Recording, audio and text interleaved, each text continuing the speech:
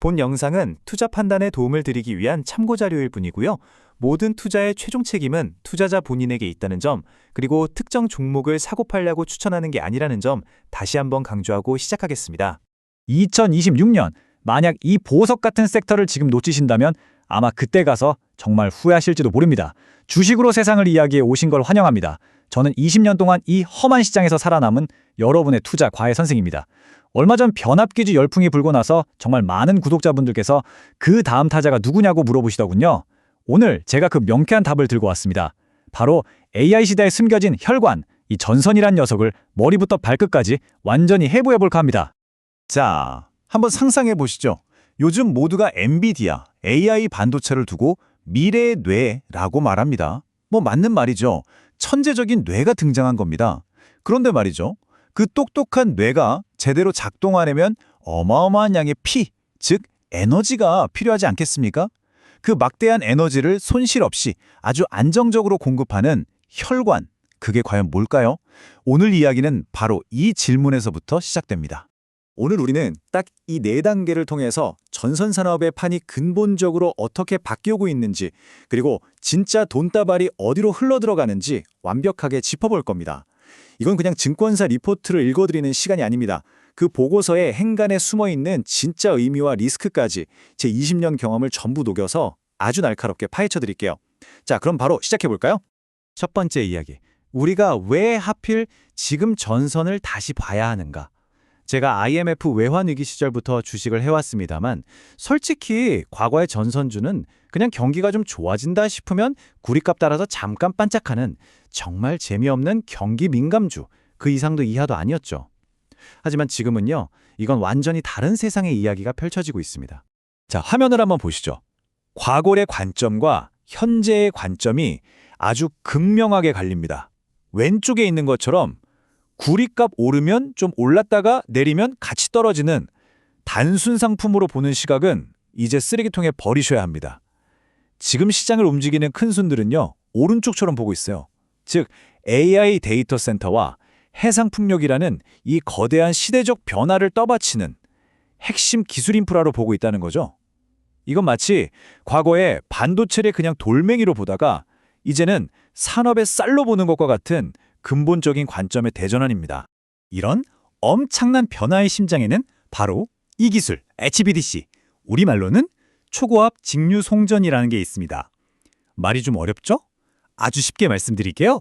발전소에서 만든 전기를 거의 손실 없이 아주 멀리까지 보내는 전기 전용 KTX라고 생각하시면 딱 맞습니다. AI 데이터 센터는 전기를 어마어마하게 먹는 하마인데 이걸 친환경 에너지로 채우려면 저 멀리 바다 위에 있는 풍력발전소에서 전기를 끌어와야 하거든요.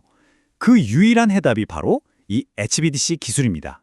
아니, 100년 넘게 잘 써온 교류 AC를 놔두고 왜 갑자기 직류 DC냐? 이게 바로 에디슨의 역습인 셈이죠. 핵심은 화면에 나와 있는 표피 효과라는 녀석 때문입니다. 교류는 멀리 보낼수록 전기가 중간에 줄줄 새나가면서 에너지 손실이 막대해요. 하지만 직류륜 전선 단면 전체를 꽉 채워서 알뜰하게 보내니까 손실이 거의 없습니다. 수백 킬로미터 떨어진 해상풍력 단지에서 도심의 데이터 센터까지 전기를 끌어오려면 이제 직류 말고는 경제적으로 답이 안 나오는 시대가 온 겁니다.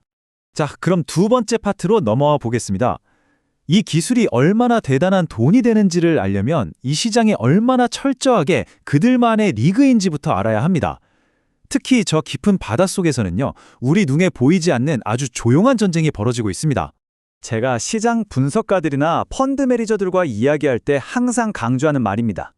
이 사업의 진짜 해자, 그러니까 경쟁사가 절대 넘볼 수 없는 철옹성은요, 번쩍이는 최첨단 케이블 공장이 아닙니다. 바로 저 망망대해에 떠있는 케이블을 설치하는 배 한 척, 포설선이라고 불리는 바로 저 배입니다. 이 숫자를 한번 보십시오. 전 세계에서 이 까다로운 초고압 해저 케이블을 제대로 깔 수 있는 전용 포설선 CLV를 가진 회사가 고작 4-5군데 뿐입니다. 이게 얼마나 대단한 거냐면요. 제가 똑똑히 기억하는 2010년대 조선업 슈퍼사이클 때도 이 정도의 독과점은 아니었어요. 이건 그냥 과점이 아니라 거의 독점이라고 봐야죠. 아무나 배 만든다고 이 특수 케이블을 수심 수백 미터 아래에 정확히 깔 수 있는 게 아니거든요. 이게 뭘 의미할까요? 바로 이겁니다. 공급이 이렇게 극도로 제한되어 있으니 가격은 파는 사람이 부르는 게 값이 되어버렸다는 거죠. 발주처와 가격을 협상하는 게 아니라 통보하는 수준에 이르렀다는 겁니다. 최근 블룸버그 기사를 봐도 해저 케이블 프로젝트 비용이 예상보다 30% 이상 급등했다는 소식이 계속 나오더군요. 바로 이 공급 병목 현상, 이 배가 없어서 벌어지는 일입니다. 세 번째, 그렇다면 이 독점적인 시장 구조가 기업의 이익을 실제로 어떻게 바꾸고 있는지, 즉 돈의 흐름이 어떻게 바뀌었는지 한번 들여다보겠습니다. 예전처럼 구리값 몇 푼에 마진이 왔다 갔다 하는 그런 수준이 전혀 아닙니다. 이 차트 하나가 모든 걸 설명해 줍니다. 왼쪽을 보세요.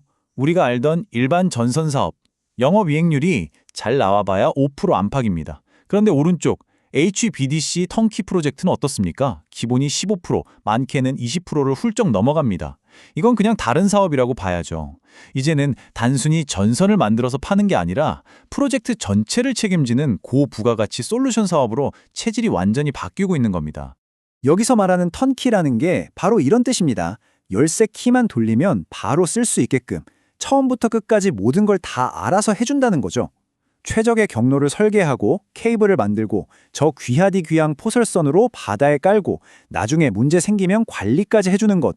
이 모든 걸 한 번에 묶어서 파니까 엄청난 마진이 남을 수밖에 없는 구조입니다. 자, 이 가치사슬표를 한번 뜯어볼까요?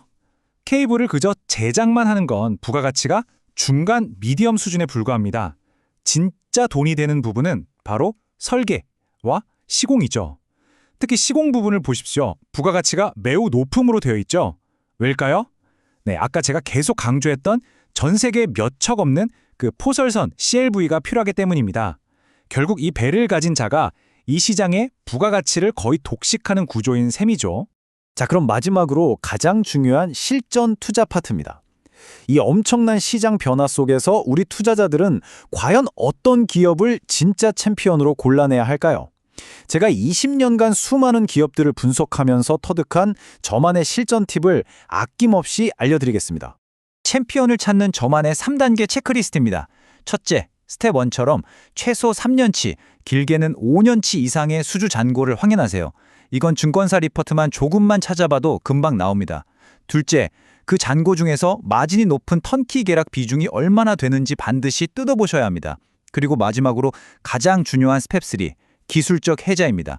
500kV 이상 초고압 기술력과 결정적으로 그 배, CLV를 모두 가졌는가. 이 세 가지를 다 만족시키는 기업이 바로 LS나 프랑스의 넥상스 같은 진짜 배기 챔피언인 거죠. 두 번째 실전 팁입니다. 많은 분들이 구리 가격이 오르면 원가가 올라서 실적이 안 좋은 거 아니냐고 질문하십니다. 네, 왼쪽에 있는 것처럼 생각하는 게 일반적인 상식이죠. 하지만 제 눈에는요, 이 독과점 시장에서는 정반대 현상이 일어납니다. 공급자가 소수이다 보니까 원가 상승분을 제품 가격에 아주 쉽게 떠넘길 수 있어요. 오히려 구리값이 오르면 전체 계약 금액 자체가 커지고 창고에 쌓아뒀던 재고구리의 가치도 덩달아 올라가는 일석이조의 효과가 나타나더군요. 이건 시장의 구조를 깊이 이해해야만 보이는 기회입니다. 마지막 팁, 포트폴리오 전략입니다. 제 조언은 아주 명쾌합니다. 포트폴리오의 중심, 즉 핵심 자산은 기술력과 포설선을 모두 갖춘 글로벌 빅4에 집중하십시오. 그리고 일종의 위성 전략으로 대한전선처럼 해상풍력 하부 기조물이나 시공 쪽으로 밸류체인을 확장하는 기업들을 함께 눈여겨보는 겁니다. 여기서 가장 중요한 건 이런 구조적 성장줄은 단기 주가 등락에 일희일비하면 절대로 큰 수익을 낼 수 없다는 겁니다. 최소 3년 이상 2026년을 넘어 그 이후까지 내다보는 장기적인 안목이 반드시 필요합니다. 자, 이제 오늘 이야기의 결론을 내려보겠습니다. 제가 드린 말씀의 핵심은 바로 이 한 문장입니다. 전선은 이제 우리가 알던 그 단순한 구릿줄이 아닙니다. AI라는 거대한 문명을 움직이는 에너지를 실어 나르는 첨단 기술이 응축된 혈관이라는 것. 그래서 우리 투자자들이 반드시 기억해야 할 교훈은 딱 세 가지입니다.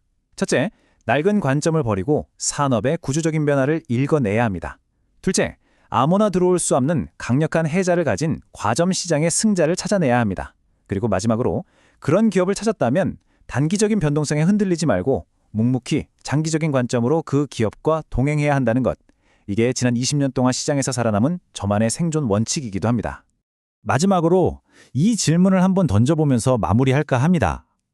한 10년쯤 뒤에 오늘 우리가 그냥 전선 만드는 회사라고 쉽게 이야기했던 이 기업들이 지금 우리가 우러러보는 엔비디아나 TSMC 같은 모습으로 변해 있지 않을까요? 물론 그때까지 우리가 이 험난한 시장에서 잘 버텨야겠지만 말이죠. 오늘 영상 한 줄로 요약하겠습니다. 결국 시장은 생존의 무대이고 그곳에서 살아남으려면 현명한 선택이 관건입니다. 오늘 분석이 여러분의 그 현명한 선택에 작은 등불이 되었기를 바랍니다. 내용이 유익하셨다면 구독과 좋아요, 알림 설정 잊지 말고 꼭 좀 부탁드립니다. 다음에는 더 날카롭고 깊이 있는 분석으로 돌아오겠습니다. 지금까지 주식으로 세상을 이해하기였습니다. 고맙습니다.